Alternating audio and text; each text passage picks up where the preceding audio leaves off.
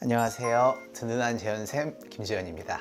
혹시 요즘 독감 환자들이 많이 늘어나고 있는데 독감들 특징이나 그런 증상들이 어떻게 될까요? 이제는 B형 독감이 많이 나오거든요. 보통 이제 11월, 12월 달에 A형 독감이 많이 나오고 1월 말 2월 정도부터 B형 독감이 유행을 하는 시기예요. 그래서 지금 저희 병원에서도 이제 감기로 오셔서 진단되시는 경우는 거의 다 이제 B형 독감이 나오고 있습니다. 보통 B형 독감이 환자분들이 좀 더 고생하시거나 하는 이유가 A형 독감 같은 경우는 11, 12월이니까 독감 예방 접종을 보통 9월, 10월에 한단 말이에요. 그러면 그게 어느 정도 효과가 있으면서 감염도 좀 예방을 해주고 접촉을 하더라도 증상이 이제 심하지 않게 좀 넘어가는 상황들이 생기는데, 이제 우리가 10월 달 그때 이제 접종을 하고 나면 보통 한 3개월 정도 지나면은 예방 효과가 떨어지거든요. 근데 이제 B형 독감 같은 경우는 그 예방 효과가 떨어지는 시기에 유행을 하니까 환자분들이 느끼는 증상이나 체감되는 것들이 더 크고, 그리고 환자분들도 조금 예상을 잘 못하죠. 그러면은 감기가 심하게 걸리는 사람들이 있고 독감 걸리신 분들이 있는데 그런 것들을 어떻게 구별하는 방법이 따로 있을까요? 독감이라는 개념이 저는 잘 우리 어릴 때 그러지 않았나?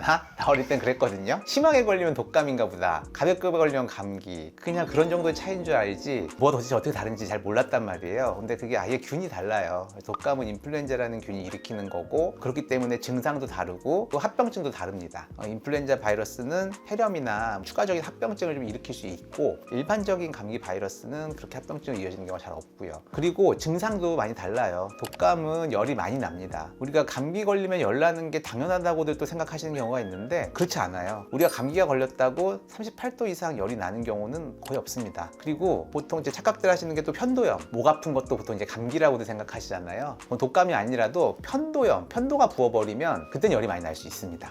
그래서 열이 난다 그러면 편도염 아니면 그 인플루엔자 바이러스, 저희는 이제 이 정도 의심을 하거든요. 그리고 열이 나지 않는다면 그런 쪽은 좀 가능성이 좀 떨어지고요. 그리고 또 한 가지 또 좀 유의하셔야 될 게, 어르신들, 열이라는 거는 면역 반응이거든요. 열이 난다는 건 내 몸이 외부의 침입에 맞서서 싸운다는 거예요. 근데 중요한 거는 만성 질환자 또는 고령에서는 열이 잘 안 나요. 실제로 고령자는 열이 안 나도 독감 진단이 꽤 많이 됩니다.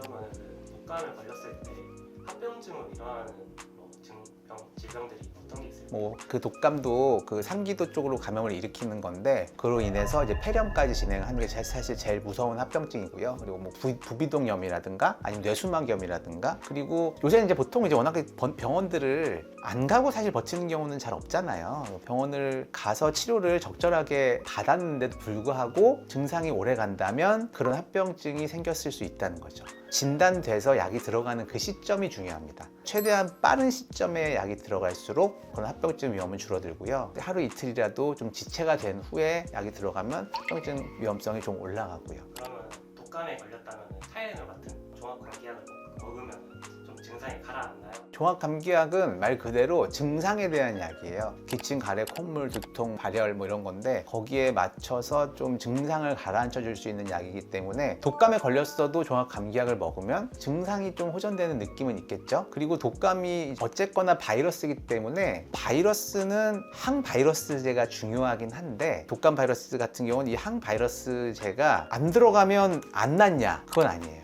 바이러스는 우리가 면역으로 어느 정도 이겨낼 수가 있습니다. 그래서 종합감기약만 먹어도 증상 호전이 될 수 있고 회복이 될 수 있죠. 근데 그러면은 독감을 굳이 진단을 꼭 받고 치료를 하는 게 뭐가 중요하냐? 그 과정이 다르죠. 왜냐면 아까 말씀드렸듯이 종합감기약은 치료제가 아니기 때문에 그런 합병증이나 독감이 며칠 만에 치료가 되느냐도 사실은 중요한 부분이거든요. 그래서 종합감기약만 먹어도 좋아질 수는 있지만 합병증 위험성이 있고 유병 기간이 길어지고 전염성이 있는 기간이 길어지니 주변 사람들한테 피해를 줄 수 있고, 그래서 독감인지 아닌지 확인을 하고 독감이라면 독감 치료제를 빠르게 쓰는 게 중요하다. 독감 치료제가 요새는 이제 굉장히 잘 나옵니다. 이제는 주사제가 나오거든요. 주사제는 장점이 한 번만 맞으면 돼요. 약을 5일을 먹어야 된다는 건 그 시간이 걸린다는 거예요. 근데 주사를 한 번만 맞는다는 건 하루만 해도 좋아질 수 있다는 거예요. 그러면 이제 병원에 왔을 때 그 독감을 진료하는 방법이 어떻게 되는지? 독감은 요즘에는 이제 간이 검사가 있어요. 그래서 아마 다들 경험이 있으실 거예요. 그걸로 바이러스 검사를 합니다. 그래서 한번 하게 되면 요즘에는 키트도 잘 나와서